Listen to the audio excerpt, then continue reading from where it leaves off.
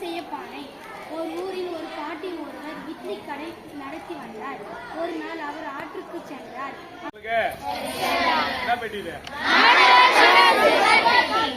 மாணவர் மனசுனா என்ன பண்ணணும்? உங்களோட மனசுல இருக்கிறதுல எழுதி இல்லையா? நியாயமானதெல்லாம் எழுதணும், தேவையில்லாதெல்லாம் எழுதணும். என்ன தோணுதோ அது எழுதணும். அடுத்து இன்னும் ஒண்ணு என்னங்குது? மாணவர் மனசு கீழே உங்களுக்கு எதனா குறையணும் நீங்க எழுதிக்கணும். அதுக்காக தேவையில்லாததுல எழுதிக்கணும். சரியா? அதுக்காக அரசாங்கம் வந்து இது ஏற்படுத்தப்படும்.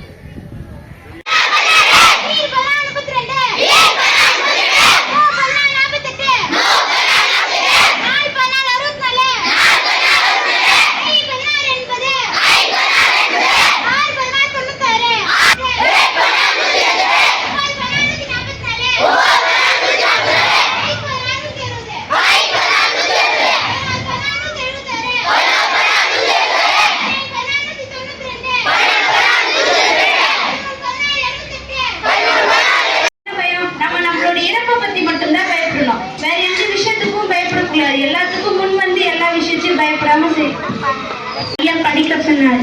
அந்த பெண் எழுந்து படித்தார். அந்த பெண் படிக்கும்போது மாணவர்கள் எல்லாரும் சிரித்துக் கொண்டார். அந்த ஐயா மிருகதா நல்லா படிக்கிறேன் என்றார்.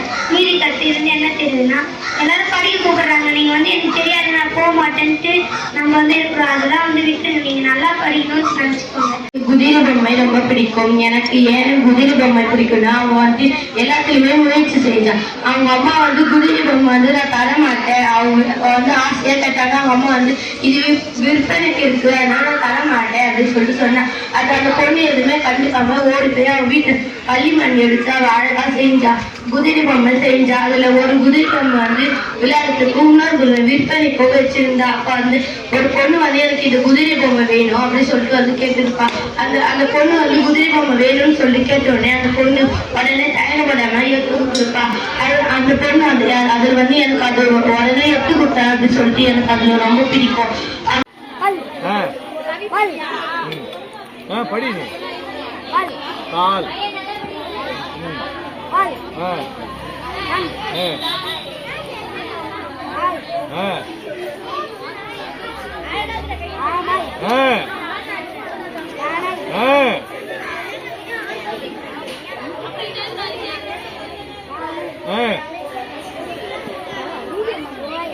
Very good. அப்ப இது கை கொடு, கை கொடு.